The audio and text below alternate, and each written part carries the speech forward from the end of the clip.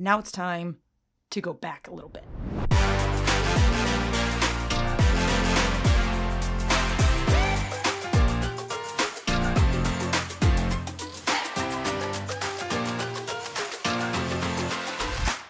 So today we are going to revisit a stitch that we have previously gone over, and that is the working into the third loop when working with half double crochet stitches.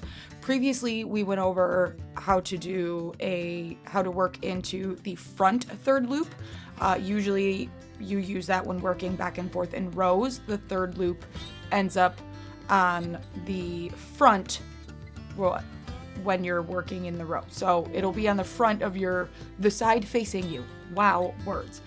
In rows, the third loop is facing you, whereas when you're working in the round, the third loop is actually on the inside of your work, and that is what I'm going to show you today.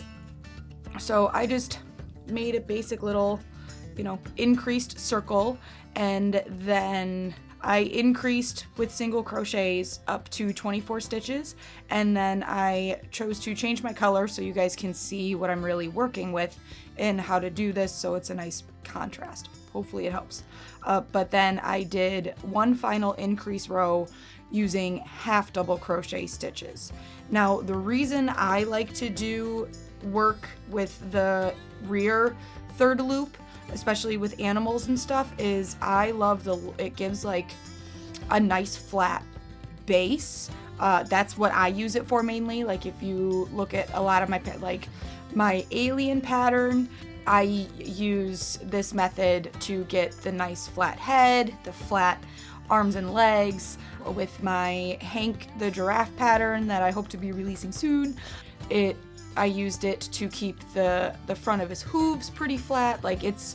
I use it a lot for animals and making flat bases and flat areas. It's honestly really simple, just as simple as the front loop, or the front third loop. This one's just worked on the inside, or like I said, the rear third loop. So here we go. I've got, like I said, I did my half double crochet in the round. So now to start, you've got with half double crochet, you've got your main 2 loops for what your main stitch would be.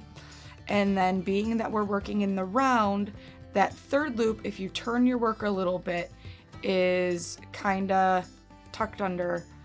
Let me see if I can get my hook in there. But this little loop back here is what is your rear third loop. So you've got your normal two loops, and then your rear third loop is going to be back here. So all you really do is you work your stitches as you normally would, but instead of going into these 2 regular loops that you would for a normal stitch, you're gonna go into that rear third loop instead. And I'm just gonna work a single crochet around. I'm gonna put a stitch marker because I will forget where I am. I'm gonna work a single crochet row in the rear third loop all the way around. So like I said, you just scoop up that loop in the back. For me, I'm used to it, so I don't usually need to turn it, but if it's easier for you and it helps you, you can give it just a little turn towards you so you can clearly see that loop. Honestly, looking at it in person, when you're working this, it's really easy and really clear to see and point out where that loop is.